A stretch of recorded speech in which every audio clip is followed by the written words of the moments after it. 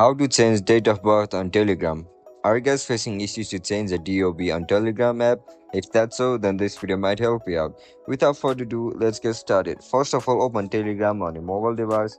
Once you open it, now look at the right bottom of your screen where you can see the setting icon. Click on it. Now tap on edit button, which is located at the top right corner of your screen. Once you click on it, you can see the option for date of birth. To change it, simply tap on it. Now change the date of birth according to your preference. Once you change it, now simply tap on done. And that's it guys, that's how we're gonna change our date of birth on Telegram app. If you guys found this video helpful, don't forget to like, share and subscribe to our channel. See you in the next one. Bye bye.